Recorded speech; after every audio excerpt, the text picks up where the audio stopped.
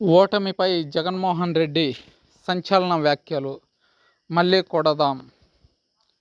ఓటమి తర్వాత తొలిసారి పార్టీ నేతలతో వైసీపీ అధినేత జగన్ భేటీ అయ్యారు.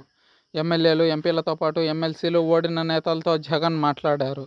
ఎవరూ అధైర్యపడొద్దని, మనకు రావాల్సిన ఓట్ షేర్ వచ్చిందని వారితో జగన్ చెప్పినట్లు తెలుస్తుంది. ఎన్నికల్లో జరిగిన తీరుపై పలువురు నేతలు అధినేత ఎదుట సందేహాలు వ్యక్తం చేసినట్లు తెలుస్తుంది. పార్టీకి పట్టున్న గ్రామాల్లోనూ ఓట్లు రాకపోవడంపై అనుమానాలు ఉన్నాయని వారు చెప్పినట్లు సమాచారం. ఈవీఎంల వ్యవహారంపై ఒక పరిశీలన చేయాల్సిన అవసరం ఉందని నేతలు అభిప్రాయపడ్డట్లు తెలుస్తుంది. కూటమి ఏర్పడిన తర్వాత ఎన్నికల్లో తీవ్ర అక్రమాలకు పాల్పడ్డారని నేతలు జగన్కు వివరించినట్లు సమాచారం.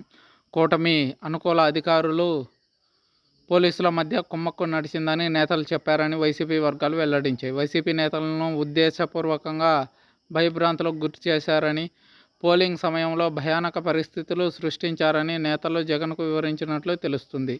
ఈ సందర్భంగా జగన్ మాట్లాడుతూ పార్టీ శ్రేణులకు అండగా నిలవాలని సూచించారు. కార్యకర్తలకు తోడుగా నిలిచి భరోసా ఇవ్వాలని చెప్పారు.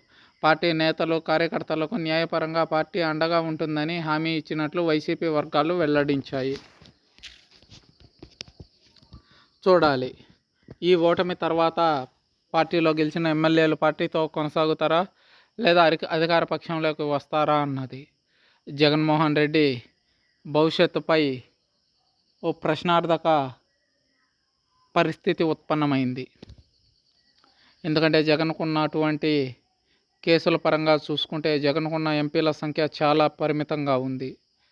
జగన్తో ఢిల్లీకి ఎలాంటి అవసరము ఉండకపోవచ్చు. అటువంటి పరిస్థితిలో సిబిఐ మళ్ళీ కేసులు తిరగతోడచ్చు. జగన్మోహన్ రెడ్డి ఒక్కడే పార్టీని నడిపిస్తాడా లేదా అన్నది ప్రశ్నార్థకంగా మారింది.